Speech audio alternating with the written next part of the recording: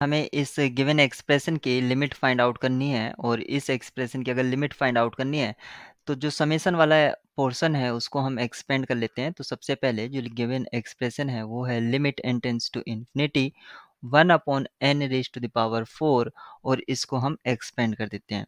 तो यहाँ पर जो j है वो उसकी जो वैल्यू है वो 0 से लेके 2n-1 तक रन कर रही है। तो ये होगा 0 plus 1 square plus cube 2 cube plus 3 cube and so on up to 2n-1 raise to the power cube. तो इस तरह से हमने इसको एक्सपेंड किया। अब इसको आप समझ सकते हैं, ये है 1 cube plus 2 cube plus 3 cube and so on 2n-1 raise to the power 3। ये यहाँ पर ये एक्सप्रेशन आया इस एक्सप्रेशन से और इसके आउटसाइड था 1/n raise to the power 4 और limit n tends to infinity.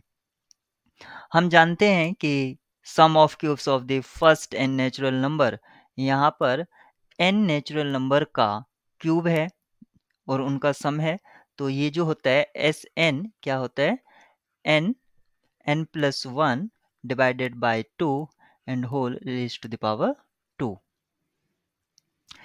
यहाँ पर हम ये फॉर्मूला अप्लाई करेंगे तो ये हो जाएगा limit n tends to infinity 1/n raise to the power 4 और इस एक्सप्रेशन को अप्लाई करने पर हमें मिलेगा 2n-1 क्योंकि n का रोल कौन प्ले करेगा, 2n-1, फिर उसमें 1 ऐड करेंगे तो यहाँ पर 2n हो जाएगा divided by 2 raise to the power 2। अब यहाँ पर आप n स्क्वायर दोनों ही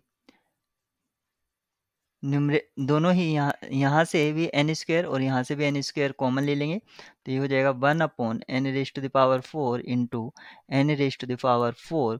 ये हो जाएगा 2 माइनस 1/n और यहाँ पर मिलेगा आपको 2 स्क्वायर डिवाइडेड बाय 2।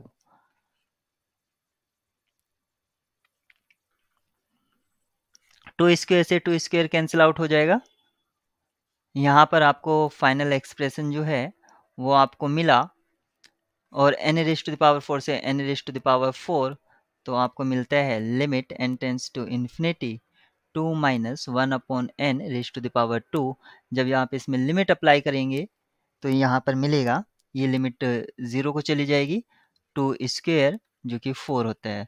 अब कौन सा ऑप्शन हमें 4 वैल्यू दे रहा है, तो ऑप्शन ए यहाँ पर